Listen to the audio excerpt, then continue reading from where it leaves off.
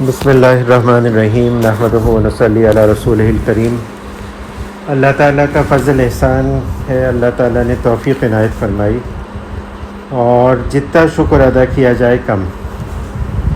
بہت عبادتیں ہیں جو آتی ہیں حدیث میں، قرآن میں، اور ہر ایک کی الگ الگ شرائط ہوتی ہیں اور طریقے ہوتے ہیں، لیکن جو سب سے آسان چیز ہے وہ کیا ہے؟ وہ یہ جو قلبی عبادات ہوتی ہیں، جیسے شکر، دل میں بیٹھے بیٹھے شکر کر لیا۔ ہمارے حضرت فرماتے ہیں کہ ڈاکٹر عبدالحی رحمۃ اللہ علیہ عارف باللہ فرمایا کرتے تھے کہ مثال دے کے فرمایا کرتے تھے کہ ہوا کا ٹھنڈا جھونکا چلا سخت گرمی میں، اور دل ہی دل میں ہم نے شکر ادا کر لیا، کسی کو پتہ بھی نہیں چلا، اور ایک عظیم عبادت ہو گئی اور احساس بھی نہیں ہوا۔ لیکن یہ اللہ کی توفیق ہوتی ہے کہ اللہ تعالیٰ اس طرف توجہ کرا دے آدمی کی، اور اس کو احساس ہو جائے کہ بھائی یہ جو نعمت ہے یہ اللہ کی طرف سے ہے، اور میں اس کا مستحق نہیں تھا، اور اللہ تعالیٰ نے محض اپنی عنایت سے، اپنے فضل سے مجھے یہ نعمت دے دی۔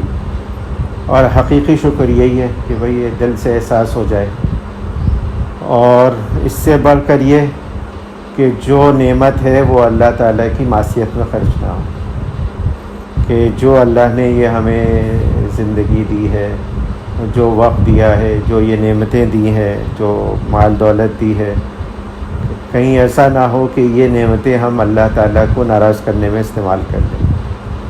تو اصل مقصد بیٹھنے کا اور ایک دوسرے کو یاد دہانی کرانے کا یہی ہے۔ ہمارے حضرت مفتی محمد تقی عثمانی رحمت برکاتہم، اللہ تعالیٰ ان کی حیات میں صحت میں برکت عنایت فرمائے، وہ اپنی مجلس کے لیے کہتے ہیں کہ بھائی یہ کوئی واعظ و نصیحت کی بات نہیں ہے، کوئی وہ نہیں ہے، یہ تو ایک مذاکرہ ہے، ایک دوسرے کو یاد دلانا۔ جبکہ حضرت اتنے بڑے عالم اس وقت، یعنی ان کے پائے کا کوئی شاہدی ہو، وہ اپنی مجلس کے لیے فرما رہے ہیں، تو ہمہ شمہ کس چیز میں؟ لیکن اصل مقصد یہی ہوتا ہے کہ اس مصروف زندگی میں رہتے ہوئے ہم لوگوں کا فوکس جو ہوتا ہے نا، وہ آؤٹ ہو جاتا ہے، اور زندگی کی ہیں ڈیمانڈز ہوتی ہیں، پریشرز ہوتے ہیں، اور مصروفیات ہوتی ہیں۔ دوسرا سب سے بڑھ کر یہ جو ہے گڑبڑ، وہ یہ ہے کہ ماحول معاشرہ ایسا ہے، اپ برنگنگ ایسی ہو گئی ہے کہ وہ صلاحیتیں خراب ہو چکی ہیں، اور اس کو اپنے واپس اس پہ لانا ایک اچھا خاصا مسئلہ بن گیا ہے۔ میں بار بار مثال دیتا ہوں، کیونکہ کچھ ڈاکٹر حضرات بھی ہوتے ہیں کہ اگر میں اس ہاتھ کو ایسے رکھ کے چھوڑ دوں اور ایک ہفتہ ایسے ہی رکھے رہوں، ہلاؤں نہیں نا، ایک ہفتے بعد یہ سیدھا نہیں ہو پائے گا، پھر ایکسرسائزز کرانی پڑیں گی، پھر ہائپر ایکسٹینشن کرانا پڑے گا، پھر اور چیزیں کرانی پڑیں گی۔ لیکن ہماری حالت یہی ہو گئی ہے، صلاحیتیں خراب ہو گئی ہیں پرانی عادتوں کی وجہ سے، ماحول معاشرے کی وجہ سے، اور احساس نہیں ہے۔ الحمدللہ جو حضرات سنتے ہیں، آتے ہیں، ان کو احساس ہے اللہ تعالیٰ نے اتنی بڑی نعمت دی، اس کا جتنا شکر ادا کیا جائے گا۔ ہمارے حضرت کے پاس جو بھی خط لکھتا ہے کہ بھائی مجھے آپ سے اصلاحی تعلق قائم کرنا ہے، یا مجھے احساس ہو گیا ہے کہ مجھے دین پہ چلنا چاہیے، اصل کامیابی دنیا جو انسان کی ہے وہ دینی میں ہے، تو بار بار ہم لوگ نے دیکھا کہ حضرت کا یہی ہوتا ہے جواب کہ اللہ تعالیٰ کا آپ کے اوپر بہت بڑا فضل ہو گیا کہ آپ کو احساس ہو گیا ہے کہ اصل چیز ہے کیا، اور اس کے لیے آپ نے ایک قدم اٹھایا ہے۔ تو یہ جو ہے اس کے لیے آپ اس کی بہت قدر کریں، اور اس کے مطابق عمل کرنے کی کوشش کریں، اور خود بھی دعا کرتے تھے کہ میں دعا کرتا ہوں عافیت کے ساتھ اللہ تعالیٰ اس میں مزید اضافہ فرمائے۔ تو یہ احساس ہو جانا آدمی کو کہ بھائی مجھے بہتر ہونا ہے، مجھے ایک بہتر انسان اور ایک بہتر مسلمان بننا ہے، کیونکہ بہتر انسان بن ہی نہیں سکتے جب تک کہ ایک اچھا مسلمان نہ ہو۔ میں بار بار عرض کیا کہ حضرت تھانوی فرمایا کرتے تھے کہ بھائی جس کو بزرگ بننا ہو، جس کو قطب بننا ہو، ولی بننا ہو، تو ہزارہ مشائخ موجود ہیں، ان کے پاس چلا جائے۔ ہاں، جس کو انسان بننا ہو تو وہ آ جائے ہمارے پاس اور انسان بنا دیں گے اس کو۔ اور حضرت خود فرماتے تھے کہ بھائی الحمدللہ ہم نے دیکھے ہوئے ہیں اپنے اکابر، ہم نے دیکھا ہوا ہے کہ اللہ والا ہوتا کیسا ہے، تو ہمیں کوئی دھوکہ نہیں دے سکتا کہ کوئی بیل گدھا کے کہے کہ بھائی میں اللہ والا ہوں۔ تو کم از کم یہ تو ہے کہ دیکھ لیا ہے۔ تو یہ کوشش کرنا ہے کہ بھائی ہم اچھے بن جائیں۔ اور اچھائی کا معیار کیا ہے؟ اور اچھائی کا معیار اصول تو بیان کر دیا اللہ تعالیٰ نے قرآن میں، لیکن وہ عملی نمونہ دکھا دیا حضور صلی اللہ علیہ وآلہ وسلم کی سنت میں کہ بھائی یہ چیز چاہیے ہم کو۔ اور اتنے سال گزرنے کے باوجود بھی، 1400-1500 سال گزرنے کے باوجود بھی، آج بھی حضور صلی اللہ علیہ وآلہ وسلم کے وارثان موجود ہیں جو کر کے دکھا رہے ہیں کہ بھائی اس دین پہ کیسے عمل ہوتا ہے۔ اور یہی نہیں کہ صرف ظاہری دین پہ عمل ہو رہا ہو، ظاہر کے ساتھ باطن اندر کا بھی دین ہو۔ اور یہ آج کل تھوڑا گڑبڑ معاملہ ہے، ظاہری دینداری بہت ہے لیکن اصل دینداری، اندر کی دینداری جو ہے نا وہ کم ہے۔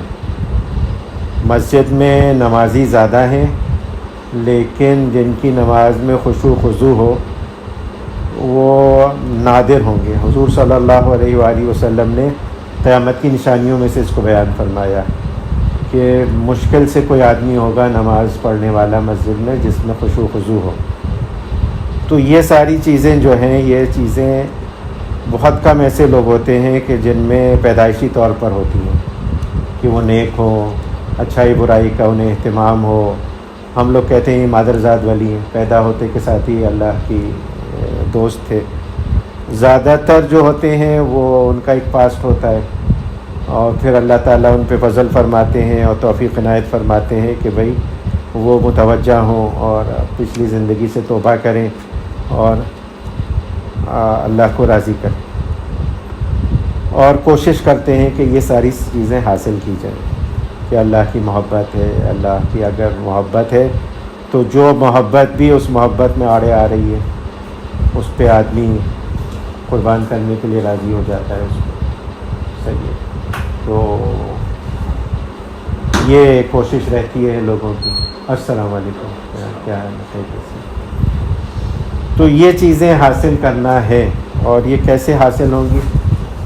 وہ حاصل بھی کرنے کے طریقے ہیں کہ بھئی ایک تو پتہ چلے ایک علم ہے اور پھر عمل ہے، اور عمل بھی اس درجے میں مطلوب ہے کہ جو حضور صلی اللہ علیہ وآلہ وسلم کی سنت کے مطابق ہو۔ اور تیسری چیز جو سب سے امپورٹنٹ ہے، جس کے بارے میں بھی تھوڑی غفلت ہم سبھی میں پائی جاتی ہے، کہ ہم خود ایگزام دیتے ہیں اور خود ہی اپنے کو جانچتے ہیں۔ ایگزامنی بھی ہیں اور ایگزامنر بھی ہیں، اور ہم کہتے ہیں ہو ہماری نماز تو بہت اچھی ہے، ہمارا جو اللہ کی محبت کا معیار ہے اور اللہ کے دشمنوں سے جو بغض رکھنے کا معیار ہے، یا ہمارے میں حسد نہیں ہے، ہمارے میں یہ لالچ نہیں ہے، ہم نہیں حب مال حب جاہ چاہتے، خود ہی اس کو جج کرتے ہیں، جبکہ آدمی اپنی چیزوں کو جج نہیں کر سکتا۔ یعنی یہ بیسک فیکٹ ہے، ایک ڈاکٹر جب بیمار ہوتا ہے تو وہ اپنا علاج خود نہیں کرتا بلکہ ایک دوسرے ڈاکٹر کے پاس جاتا ہے کہ آپ مجھے اسیس کریں اور آبجیکٹیولی، اور پھر آپ اپنا اسیسمنٹ بنائیں اور پھر میرا علاج کریں۔ تو ہم لوگوں نے ساری ذمہ داری اپنے لیے کر لی کہ بھئی ہم ہی اپنا علم حاصل کریں گے، ہم ہی اس پہ عمل کریں گے، اور ہم ہی اس پہ فیصلہ کریں گے کہ یہ اس لیول کا ہو گیا کہ نہیں ہو گیا، جبکہ اس کے لیے ضرورت پڑتی ہے کہ بھئی کسی سے پوچھا جائے، مشورہ کیا جائے۔ تو اس طرف متوجہ کیسے ہو؟ سب سے بڑی چیز جو ہے نا وہ یہی ہے کہ وہ جو ہے نا کہ معلوم تو ہے سب کو کہ اچھائی کی خوبیاں یہ ہیں اور برائی میں یہ خرابیاں ہیں، لیکن دل میں کوئی جذبہ نہیں پیدا ہوتا، دل میں کوئی شوق و منگ نہیں ہوتی کہ اچھائی کے کام کروں اور برائی چھوڑ دوں، یہ نہیں ہوتا۔ یہ کس طرح سے؟ اصل مقصد یہی ہوتا ہے مجالس کا اور بیان کا اور کتابوں کا اور صحبت کا، کہ یہ حال پیدا کیا جائے کہ یہ آدمی میں موٹیویشن آ جائے، کیونکہ عمل تو سب کو خود کرنا ہے، عمل خود کرنا ہے، کوشش خود کرنی ہے، اللہ تعالیٰ اس کا وہ کرنے والے ہیں، لیکن آدمی میں یہ جذبہ جوش پیدا ہو جائے کہ مجھے کرنا ہے۔ اور جب آدمی میں ایک لگن، ایک دھن، ایک دھیان اور ایک موٹیویشن پیدا ہو جاتا ہے تو کیا سے کیا کرتا ہے۔ وہ آپ نے دیکھا، وہ کیٹو تو سر کر لی ہم نے، لیکن سردی کے موسم میں نہیں کی، سردی کے موسم میں کریں گے، لیکن ایک جذبہ تھا اور ایک وہ تھا، اور اس میں جان کی پرواہ بھی نہیں کی انہوں نے، یعنی اپنے مقصد میں اتنے زیادہ وہ تھے، یعنی پکے تھے کہ جان جاتی ہے جائے، لیکن کم از کم نام تو ہو جائے گا ہمارا، اس میں آ جائے گا کہ سردی کے موسم میں انہوں نے کیٹو پہاڑ کی چوٹی سر کی۔ اور وہ یہی کہ حضرت جنید بغدادی رحمۃ اللہ علیہ ایک دفعہ گزر رہے تھے تو دیکھا ایک آدمی کو سولی دی گئی اور اس کا ایک ہاتھ کٹا ہوا ہے پہلے سے اور ایک پاؤں کٹا ہوا ہے، اور پھر اس کو پھانسی دی گئی ہے۔ تو انہوں نے پوچھا یہ کون مجرم ہے جس کو یہ اس طرح سے پھانسی دی گئی؟ تو انہوں نے کہا کہ چور ہے، اور اس نے جو پہلی چوری کی پکڑا گیا تو پھر اس کا ایک ہاتھ کاٹا گیا، لیکن اس نے چوری نہیں چھوڑی، پھر یہ چوری کرتا رہا اور پھر اس کا پاؤں کاٹا گیا، اب یہ چوری کرتے پھر پکڑا گیا اور اب اس کو پھانسی دی گئی۔ تو آپ آگے بڑھے اور آپ نے اس کے پاؤں کا جو بچا ہوا پاؤں تھا اس کا بوسہ دیا۔ کہنے لگے، لوگوں نے کہا کہ یہ کیا کیا آپ نے؟ تو میں کہنے لگے کہ میں نے اس کے عزم، اس کے ارادے اور اس کی ہمت کو بوسہ دیا کہ یہ جانتا تھا کہ اب میں پکڑا جاؤں گا تو میرا پاؤں کاٹا جائے گا، میرا ہاتھ کاٹا جائے گا، لیکن اس کو چوری سے اتنی محبت تھی، اتنی وہ تھی، اتنا پکا تھا کہ اس نے پرواہ نہیں کی۔ تو اللہ تعالیٰ یہ ہمارے دلوں میں جذبہ پیدا فرما دیں اپنی رضا، اپنی خوشنودی کے حصول کا، کہ چھوٹے چھوٹے جو دنیاوی فائدے ہوتے ہیں کہ فلاں کیا کہے گا، فلاں ناراض ہو جائے گا، یا اور بھی جو دوسری چیزیں ہیں، یہ منفعت جاتی رہے گی، یہ نہیں لوگ کہیں گے مولوی ملا ہو گیا، یا کوئی وقتی طور پہ فائدہ نہیں حاصل ہوگا اگر میں نے دین پہ عمل کیا، تو اس کی قربانی دینے کے لیے راضی ہو جائے۔ تو اس میں سب سے مؤثر چیز ہے جو بزرگ فرماتے ہیں، وہ فرماتے ہیں کہ موت کی یاد۔ کہتے ہیں بھیا ہر چیز پہ لوگوں نے اختلاف کیا دنیا میں، کوئی کہتا ہے مذہب یہ اچھا ہے، کوئی کہتا ہے مذہب وہ اچھا ہے، کوئی کہتا ہے کہ نہیں اللہ خدا ہی نہیں موجود ہے، خدا کی ذات تک پہ لوگوں نے اختلاف کیا، لیکن ایک ایسی چیز ہے جس پہ سب کو اتفاق ہے کہ وہ تو آنی ہے، اور وہ ہے موت۔ اس میں کسی کو بھی اختلاف نہیں ہے کہ مرنا ہے، چاہے ہندو ہو، ایتھیسٹ ہو، چاہے کوئی بھی ہو، سب کو ہے یقین کہ یہ زندگی ختم ہو جائے گی، اس کے بعد کیا ہوگا۔ تو جو ایتھیسٹ ہیں اور جو نہیں مانتے خدا کو، کہتے بس ختم ہو گیا معاملہ، لیکن ہے یقین سب کو کہ یہ موت آنی ہے، اور موت جب آنی ہے اور یہ سب چیزیں ختم ہو جانے والی ہیں، تو پھر یہ کہ یہ ایک بہت بڑی عبرت ہوتی ہے، آدمی کو عبرت ہونی چاہیے موت سے۔ اور حضور صلی اللہ علیہ وآلہ وسلم کی تعلیمات میں جو ایک بہت زیادہ نمایاں چیز ہے وہ یہی موت کی یاد ہے۔ حضور صلی اللہ علیہ وآلہ وسلم اپنے صحابہ کو بار بار فرما رہے ہیں کہ بھائی موت کو کثرت سے یاد رکھا کرو، لذتوں کو توڑنے والی چیز موت کا ذکر کیا کرو۔ یہاں تک فرما دیا کہ جو موت کو 25 دفعہ دن میں یاد کرتا ہے اس کو شہادت نصیب ہوتی ہے۔ بلکہ یہ بھی آ گیا ہے، حضرت نے احکام میت میں جمع کیا ہے کہ اللہم بارک لی فی موتی و فیما بعد الموت، کہ اللہ تعالیٰ بابرکت موت مجھے عنایت فرمائے اور مرنے کے بعد بھی اپنی برکت سے مجھے محروم نہ کریں۔ 25 دفعہ جو پڑھے دن میں تو اس کے لیے شہادت کا وہ ہے. لیکن اصل میں ہے حکمت یہی کہ بھائی آدمی یہ سوچے کہ بھائی یہ سب چیزیں تو ایک دن ختم ہو ہی جانا ہے, کوئی چیز نہیں رہے گی, تو میں یہ کیوں نہ کروں کہ اللہ کو راضی کروں. اور مرنے کے بعد ایک مسلمان ہوتے ہیں کہ ناطے مجھے یہ یقین ہے کہ اصل زندگی تو مرنے کے بعد شروع ہوگی, اور اس کے بعد کی جو کامیابی ہے وہ حقیقی کامیابی ہے, اور اس کے بعد اگر خدا نخواستہ ناکامی ہوتی ہے تو وہ جو ہے وہ بہت بڑی ناکامی ہے. تو اس میں سے کچھ حدیثیں ہم لوگ یاد دلاتے ہیں ایک دوسرے کو. وہ جناب رسول کریم صلی اللہ علیہ وآلہ وسلم نے فرمایا, اس امت کے ابتدائی لوگ یقین اور زہد کی برکت سے نجات پا گئے, اور آخری لوگ کنجوسی اور خواہشات کی وجہ سے ہلاک ہو گئے. یعنی پہلے جو زمانے کے لوگ تھے حضور صلی اللہ علیہ وآلہ وسلم اور ان کے بعد ان 3 جنریشنز جو ہیں ان کو یقین تھا ان ساری باتوں کا. اب یقین کیا, میں نے ایک لفظ کہہ دیا سن لیا, لیکن یقین کہنے سننے کا نہیں ہوتا, وہ تو ایک چیز ہوتی ہے. اب یقین ہے مجھے کہ آگ جلاتی ہے, میں کبھی ہاتھ نہیں ڈالتا آگ میں, چاہے جتنی خوشنما اچھی لگ رہی ہو, لیکن مجھے ایک یقین ہے, کبھی بھول کے بھی نہیں ڈالنے کی کوشش کرتا, بلکہ دوری سے ڈرتا ہوں کہ بھئی یہ کیونکہ یقین ہے.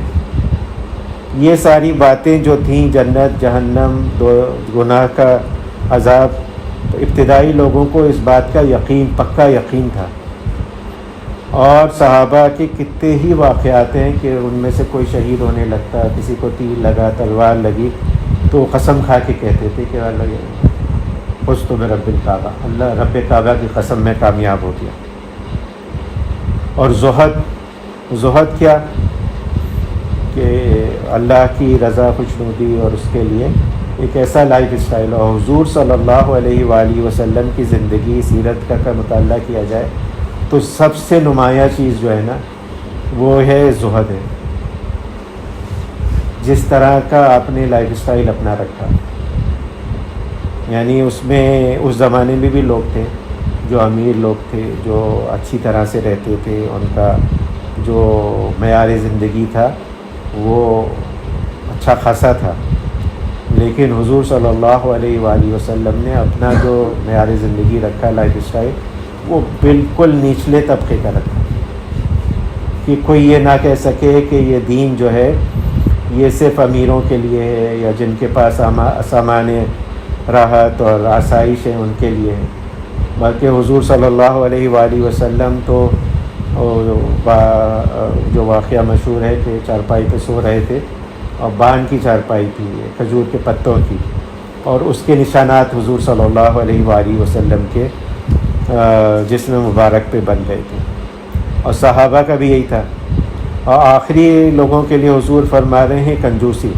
اور کنجوسی کس لیے آدمی کرتا ہے؟ وہ سمجھتا ہے کہ بھئی ابھی میری زندگی بہت بڑھی ہوئی ہے اور کوئی مجھے ضرورت آ سکتی ہے, تو میں کیوں خرچ کروں پیسہ, بچا کے رکھوں اپنی تمام چیزیں جو ہیں. اور خواہشات ہوتی ہیں کہ ابھی یہ کروں گا. ڈاکٹر ہے تو کہتا ہے کہ وہ پریکٹس کروں گا, اور اس پریکٹس سے اسپتال بناؤں گا, اور ایک اسپتال سے دوسرا اسپتال بناؤں گا. اور کیا شیطان کیا دھوکہ دیتا ہے اس کو کہ کار خیر کرے گا, اور جب کہ ہوتا کوئی نہیں ہے کار خیر, اس ہوتا سارا اپنے لیے ہے. تو یہ خواہشات اور یہ کنجوسی, یہ بھی رذائل باطنی میں سے ہے جن کا دور کرنا ضروری ہے. اور یہ کیسے دور ہوگی؟ اب یہ کہ امام غزالی رحمۃ اللہ علیہ کا جو طریقہ ہے اس میں تو ایک ایک چیز کو لے کے اور ایک چیز کو دور کرنے کے کوشش کی جاتی ہے. اور ہمارے حضرات جو ہیں وہ کہتے ہیں کہ بھائی اللہ تعالیٰ کا ذکر, اللہ تعالیٰ سے دعا, اللہ تعالیٰ کی یاد دل میں اتنی بٹھا لو کہ اللہ تعالیٰ سے محبت ہو جائے. اور اللہ تعالیٰ سے محبت ہو جائے گی تو پھر اس کا ہر حکم ماننا آسان ہو جائے. یعنی جو کہا گیا ہے وہ بھی, اور جس چیز سے منع کیا گیا ہے وہ بھی, وہ ماننا اس پہ عمل کرنا آسان ہو جائے گا. اور یہی طریقہ ہے جو حضرات صوفیہ کرام کا ہے کہ بھئی اللہ کی محبت پیدا کریں, اور مختلف ذرائع ہیں اللہ تعالیٰ کی محبت پیدا کرنے کے. ہمارے ہاں جو سب سے زیادہ جو طریقہ استعمال کیا جا رہا ہے وہ ہے سنت پہ عمل کرنا. اور حضور قرآن خود کہہ رہا ہے کہ بھئی تم اللہ سے محبت کرنا چاہتے ہو تو میرا اتباع کرو، فاتبعونی، اللہ تعالیٰ تم سے محبت کرنے لگیں گے. تو اس پہ سب سے زیادہ زور دیا جا رہا ہے. اور پھر کیا، ہمارے حضرت کا ایک پورا رمضان اسی پہ گزرا تھا، سارے بیان اس پہ گزرے تھے، اللہ کی محبت کس طرح پیدا کی جائے، سنت پہ عمل کرنا، اللہ کا ذکر کرنا، شکر کرنا، معصورہ دعائیں پڑھنا جتنی ہیں تاکہ بار بار یاد آتا رہے. اور شکر پہ بہت زیادہ تھا کہ اللہ کی نعمتوں کو یاد کرے آدمی اور اس کے لیے کوئی وقت مقرر کرے اور فارغ کرے. مسئلہ یہی ہوتا ہے کہ مصروف زندگی میں یہ سب جانتے تو ہم سب ہیں لیکن عمل نہیں ہوتا. لیکن عمل کے لیے وقت نکالیں اور فکس کریں. آج کل تو بہت آسان ہو گیا ہے الحمدللہ، یہ جو نئی ٹیکنالوجی وغیرہ آ گئی ہے. کہ پہلے کہتے تھے لوگوں کو، ہمارے ایک بزرگ تھے انڈیا میں، انہوں نے اپنے مرید سے کہا کہ بھائی تم ہر نماز کے بعد 1 منٹ دعا کرو. انہوں نے کہا تھا میرا دعا میں جی نہیں لگتا، تو انہوں نے کہا کہ 1 منٹ دعا کرو لیکن گھڑی دیکھ کے 1 منٹ پورا کرو. جب گھڑی دیکھ کے 1 منٹ پورا کرو گے تمہیں پتہ چلے گا کتنی دعا کی جا سکتی. اور واقعی اگر آپ اسٹاپ واچ چلائیں اور دعا کریں نا تو پھر آپ کو ہوتا ہے کہ بھائی میں نے تو 15 سیکنڈ میں دعا کر لی، اب باقی میں کیا کروں گا. لیکن اب ہر آدمی کے پاس یہ چیزیں موجود ہیں، وہ کر سکتا ہے. تو تھوڑا سا ٹائم فکس کر کے اسکیجول کر کے کوئی 3 منٹ ہیں، 3 منٹ میں شکر ادا کریں. اور آدمی اگر اس طرح سے کرے نا اپنی چیزوں کو ٹائم کر کے تو وہ دیکھے گا کہ کتنی سہولت سے کتنی چیزیں کر سکتا ہے. ایک ہوا ہوتا ہے دماغ میں، ایک ڈر خوف ہوتا ہے کہ اوہ میں کیسے کر سکتا ہوں، یہ تسبیحات بتا دی مجھے اتنی پڑھنے کو، میں تو اتنا مصروف ہوں، میری تو پڑھائی ہے، میرا کام ہے، میرا دفتر ہے، کاروبار ہے، یہ کروں گا تو وہ کب کروں گا.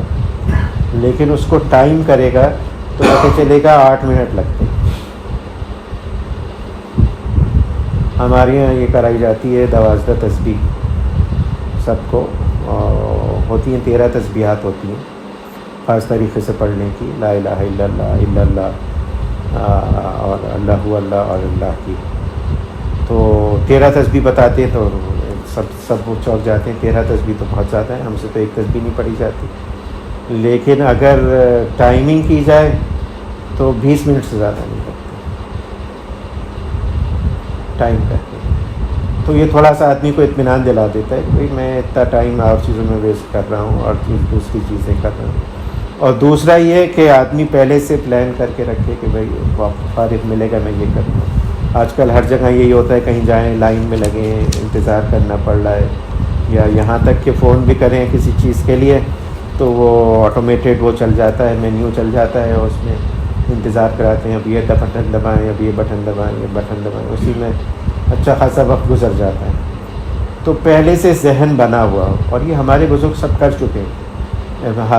حضرت فرمانے لگے وقت کی اہمیت پر کہ حافظ ابن کثیر رحمۃ اللہ علیہ زمانے میں لکھا کرتے تھے. اب جب تھے تو قلم بناتے تھے، لکڑی کے قلم ہوتے تھے تو چاقو سے چھیلنا پڑتا تھا.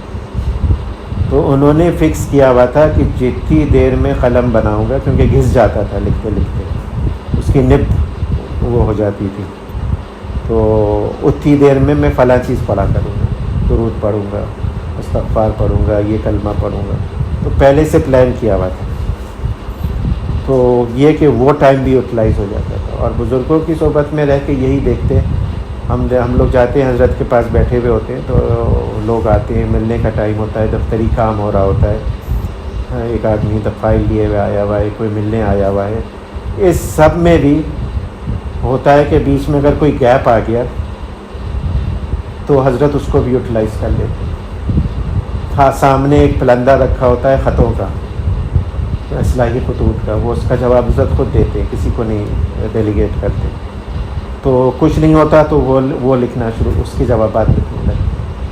بلکہ یہاں تک کہ جب گاڑی کا سفر کر رہے ہوتے تو حضرت اب تو خود تو نہیں ڈرائیو کرتے، پہلے کرتے تھے، تو اس میں بھی کچھ نہ کچھ ساتھ ہوتا ہے، یہاں تک کہ حضرت نے جو اپنے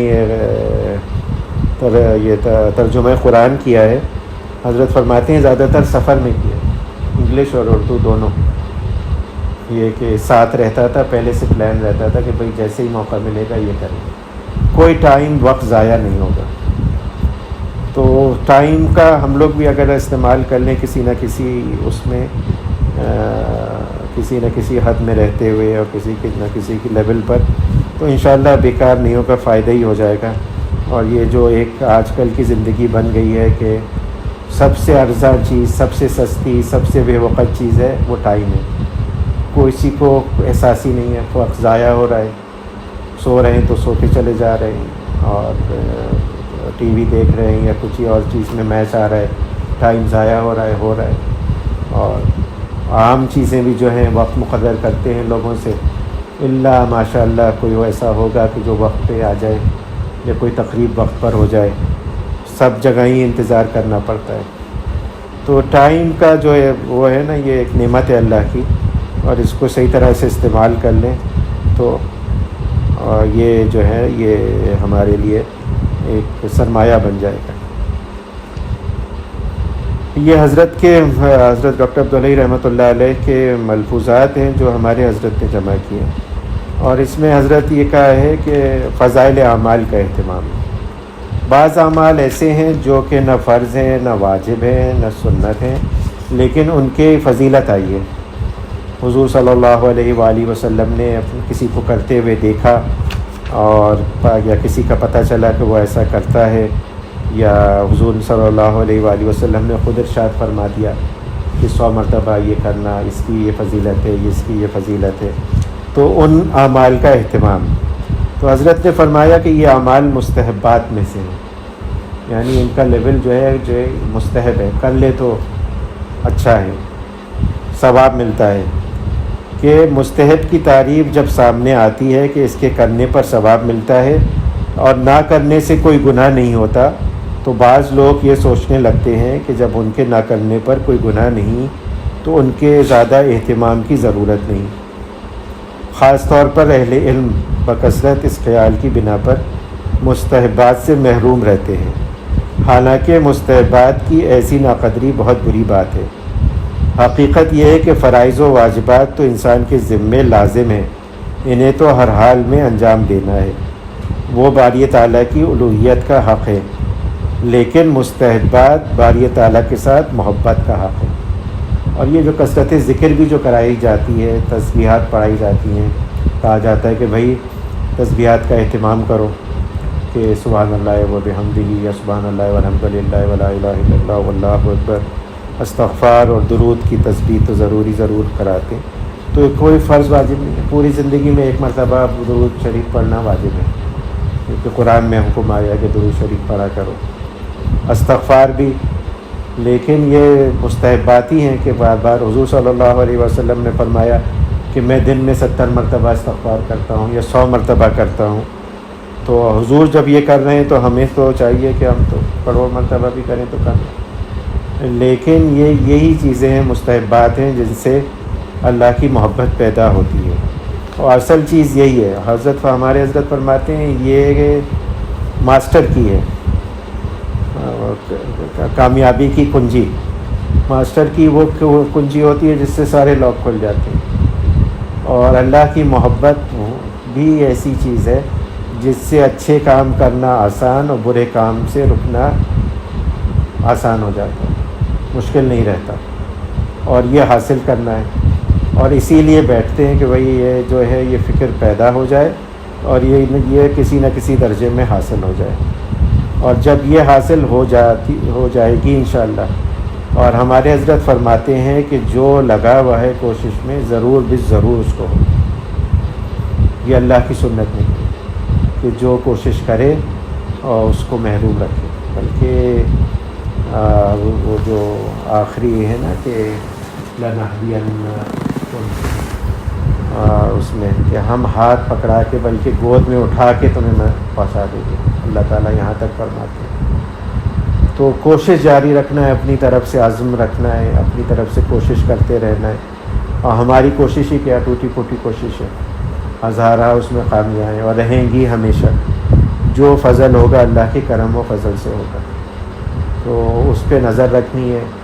اصل کام جو ہے بس کوشش کرتے رہنا ہے، کمی کوتاہی پر توبہ استغفار کرنا ہے اور اللہ کا شکر ادا کرتے ہوئے کہ اللہ تعالیٰ نے اتنا فضل فرما دیا کہ اپنے ایمان کی دولت سے نواز دیا، مسلمان بنا دیا، ایک مسلمان گھرانے میں پیدا کر دیا اور توفیق دے دی. بہت سے ایسے لوگ ہیں جو مسلمان گھرانے میں پیدا ہوئے ہیں لیکن نہ نماز نہ روزہ، اللہ بچائے، کسی چیز کی ذکر، کسی چیز کی فکر نہیں ہے.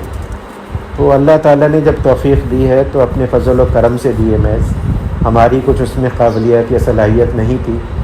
تو انہی سے امید ہے کہ انشاءاللہ اس کو قائم بھی رکھیں گے اور اس کو جو درجہ مطلوب ہے اس پہ بھی پہنچائیں گے.